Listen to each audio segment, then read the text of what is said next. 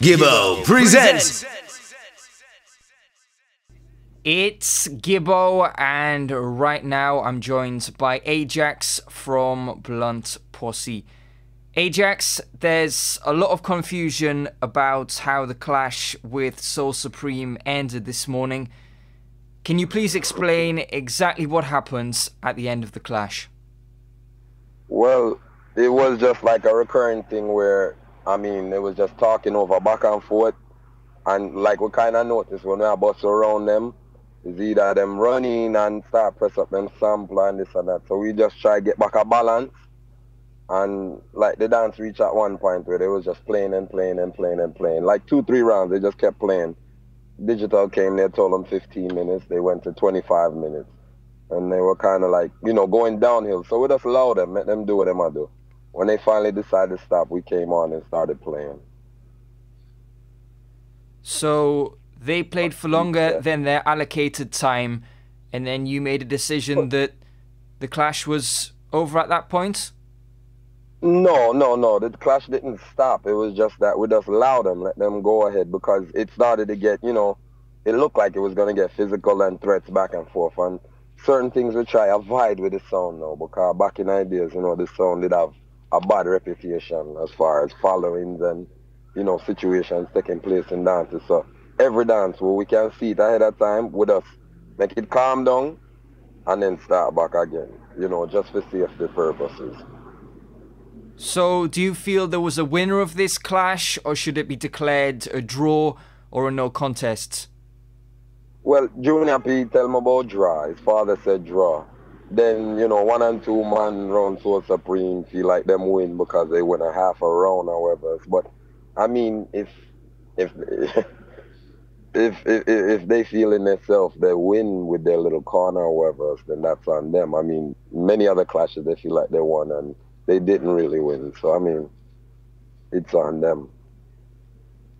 Do you think a rematch is a must? Rematch anytime they want a rematch, Anytime they want a rematch. We just, next time the dance have to be a little bit more upfront, But rematch is not a problem, as long as, the business-wise. I'm just a killer. I can't say yes and I can't say no to any rematch, any dance or anything like that. I'm just a killer. I work on the sound like Mr. Lee and Black Rye. Final, how would I say? What's that word I'm looking for? Final decision. My vocabulary is kind of slurred. Final decision will be on the boss or whatever. Can you explain what you mean when you say you'd like the rematch to be a bit more upfront? Well, as far as promotion-wise, what I'm saying? It was in part, enough people never realize, but we know ahead of time. It's in part Soul Supreme's dance, but it's a regular thing they like to do, go through promoters and then, for whatever reason, try to rig a dance a certain way, but it wasn't working to their advantage. That's why you see in the dance they put marijuana, they had Freeze and all these people coming, and the last selector, GXC came in last because they tried to conduct it a certain way. So did you feel things were stacked against you this morning? No way. Every dance we're going to, things that are unbalanced. So it's never stacked against you. Once you step in our dance we play, I just war. So we never run from a sound yet and we never ever will. What was the game plan for this clash? Well, the game plan was exactly what we did. Drown them out. Drown them out way down in our dance. And it started to happen to them much quicker than we expected. And then down in our end I dance now where we were supposed to solidify it, I'll take 100% I blame because I'm team captain. I didn't solidify it, I didn't seal the deal. So they got a chance to play and, just play and play and play, get 1 and 2 scattered forward. They had their section, but we can't disrespect fans or however they got in there, whether they were brought there or placed there or whatever else. That's been going on since 94, so we can't look for change that now. The more the merrier. But that was the only place the forward was really coming from. Did it catch you by surprise when Marijuana emceed the first 2 rounds for Soul Supreme? No, I thought it was a joke at first because I'm saying they wouldn't dare do something like that because Marijuana a bad MC, but that's a no-no. You can't put marijuana before me. If you guys advertise a certain selector for go against me, I bet you go with the A selector. But I mean, that was their game plan. You can't tell them what to do. But shoot, if them want to use even Father P for talk on the song, I feel them business. A lot had been made of the battle, not just between the two sounds in this clash, but also between yourself and Jake's. Would you say there's a rivalry between you two? Well, we've been warring from day one. I mean, me and Jake's never ever got along. Never ever ever ever. From them I play cinema days, we don't get along. We cope with each other, but we don't get along. So there'll always be war. If Jake's play a different sound next week, me and him are war again. Who do you think got the better of things this morning, yourself or Jake's?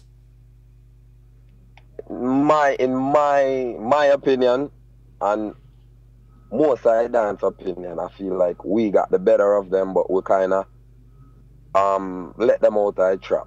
You understand? We ease them out of the trap before we really, directly outright annihilate them. So them get a little half a round or 10 or 5 or 6 song.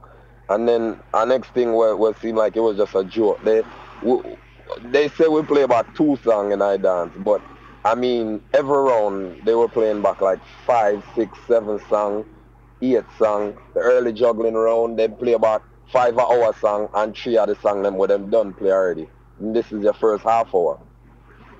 So I mean, again, rules, no rules, whatever, these things will take place. You just have to roll with the punches.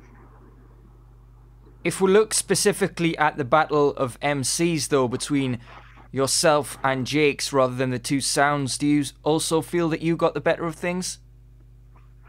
Well, Jake's can't stand up before me. I mean, certain things he do with other selectors, I don't allow him to do to me. You know what I'm saying? Like, walk up to you and point in your face and climb up and, touch you and them. So I don't really join those things. So that don't affect me. You understand? They'll have somebody in a crowd for heckle you or pick at you or tell you how them gun big on them, bad on them, kill people and this and that. But words is win, you understand? Do you feel if the clash had taken place in the Bronx that things would have played out differently? Anywhere the clash take place. Because, I mean, So Supreme is not really a favorite in Brooklyn. So the clash was balanced, you know what I'm saying? So I can't really say. If the clash was held on the moon, we'd kill So Supreme. If them keep the clash in a church, today's Sunday morning, if the clash keep in a Baptist church, we kill So Supreme. So location is not a factor. Who is New York's #1 clash sound at the moment? #1 clash sound? That, Gibbo, is that a trick question? Well, some people would say this is your first clash for 2014, if I'm correct. And some people may say due to inactivity that another sound may have risen to the top of the pile. I was interested to get your thoughts, who you think is currently the #1. Gibbo, we have to look upon it like this. All right, I'll answer that question first. In my general, me and him war, the #1 warhead, I would say, is Jamie Younger. Me not for I dance so that, to me personally, but any chance we get for war with Young Hawk, I'll take it to him 150%. But respect. We came into the business, and when we got into the business, Young Hawk was doing their thing, so we have for sure respect. More than say Young Hawk.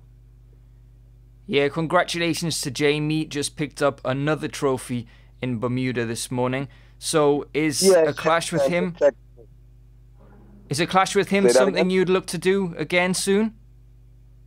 We'll clash anybody. We'll clash anyone, any soul. From you have a sound or whatever, so don't really pick, choose, and refuse. I mean, some sounds have the luxury of picking their sounds and, cherry picking this one and finding a tin can to war against, and they won't war against. I mean, we were inactive for 6 months because a lot of sounds weren't accepting the clash. Because when you clash Blunt Posse, it's a different burden you put on yourself. Whether you want to win or you come in here to show up good. It's a heavy burden. I'm saying not to really brag, but There's a lot of homework you have to do, and majority of the time, a lot of spending enough sounds do. Have you got any more clash dates that you're able to announce at the moment? Not at the moment. They're just in the works, but like I said, it's not on me. It's on the boss. Boss, big up Father Blunt. Anyway, man, I just play the sound. I just chat on the sound, play my part, as well as the rest of the selectors. Lastly, just before I let you go, give me a quick prediction for Global Clash 2014. Who will emerge victorious? Bodyguards, King Addies, Love Injection, Super Fresh, Rhythm Force, or Barrier Free? Honestly, Gibbo, you know me as a man with talk my mind, but that clash is sticky. There's so many bad sounds on that lineup. You can't pick one winner. I mean, I would like to see Rhythm Force go on good. Of course, Addies is the hometown sound, so we can't left them out. But it's a sticky clash, you know what I mean? It's anybody's clash. Anybody's clash. Anybody that brings it will get it. You just have to build for the 10-minute rounds and the 5-minute rounds. Cause when you have 4 and 5 sound in a Gibbo, you have 10 minutes to fight for your life. Then you get 5 minutes to fight for your life, or 15 minutes for your life. So they're a bit more strategic than a one-on-one clash. Ajax, thanks a lot. Yeah, man. Bless up, Gibbo. Gibbo.